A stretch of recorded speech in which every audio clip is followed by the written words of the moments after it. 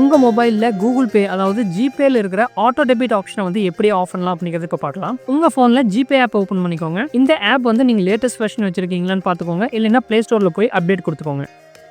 இப்போ இங்கே right hand side top கார்னரில் பார்த்தீங்கன்னா உங்கள் ப்ரொஃபைல் ஐக்கன் இருக்கும். அதை கிளிக் பண்ணி ஓப்பன் பண்ணுங்கள்.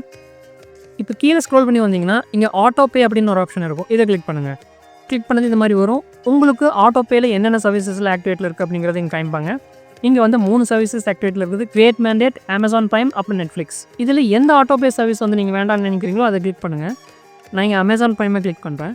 இப்போ கீழே பார்த்தீங்கன்னா நமக்கு 2 ஆப்ஷன் கொடுத்துருக்காங்க, பாஸ் அப்புறம் கேன்சல். நீங்கள் இந்த AutoPay வந்து கொஞ்ச நாளைக்கு நீங்கள் பாஸ் பண்ணிக்க முடியும். அதாவது 1 மாதம் 2 மாதம் 3 மாதம் வந்து நீங்கள் AutoPay ஆப்ஷன் வந்து நீங்கள் நிறுத்தி வைக்க முடியும். சப்போஸ் நீங்கள் வந்து வெளியூர் போகிறீங்க இல்லை லாங் லீவ் எங்கேயாச்சும் வெளியே போகிறீங்க அப்படின்னா உங்களுக்கு இந்த சர்வீசஸ் தேவையில்லை, நான் Amazon Prime வீடியோஸ் பார்க்க மாட்டேன் அப்படின்னா நீங்கள் வந்து டெம்பரவரியாக இந்த ஆட்டோ டெபிட்டை பாஸ் பண்ணி வைக்க முடியும். அது எப்படி பண்ணலாம்னா இந்த பாஸ் AutoPayங்கிற பட்டனை கிளிக் பண்ணுங்கள்.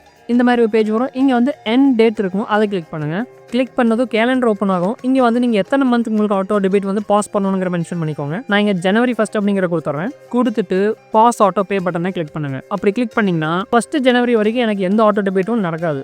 சப்போஸ் நீங்கள் பாஸ் பண்ண வேண்டாம், கம்ப்ளீட்டாக கேன்சல் பண்ணணும் அப்படின்னு நினச்சிங்கன்னா இந்த பேக் பட்டனை கிளிக் பண்ணுங்கள். இப்போ இந்த இடத்துல கேன்சல் AutoPayங்கிற பட்டன் இருக்கும், இதை கிளிக் பண்ணிக்கோங்க. கிளிக் பண்ணி இந்த மாதிரி ஒரு கன்ஃபர்மேஷன் கேட்கும். எஸ் கேன்சல் AutoPay அப்படிங்கிறத கொடுத்துருங்க. அவ்வளோதான் ஃப்ரெண்ட்ஸ், AutoPay கேன்சல் அப்படிங்கிற ஒரு கன்ஃபர்மேஷனும் வந்துடும். இதே மாதிரி உங்களுக்கு தேவையில்லாத எல்லா சர்வீசஸையும் நீங்கள் ஈஸியாக கேன்சல் பண்ணிக்க முடியும். ஓகே ஃப்ரெண்ட்ஸ், இதில் உங்களுக்கு ஏதாவது சந்தேகம் தான் நீங்கள் கமெண்ட்ஸில் கேளுங்க. இந்த வீடியோ இன்ஃபர்மேட்டிவாக இருந்ததுன்னா ஒரு லைக் கொடுங்க. சப்ஸ்கிரைப் பண்ணிவிட்டு நம்ம டீமில் ஜாயின் பண்ணிக்கோங்க. அடுத்த வீடியோவில் உங்களை சந்திக்கிறேன். நான் உங்கள் ஃப்ரெண்ட் கார்த்திக். நன்றி, வணக்கம்.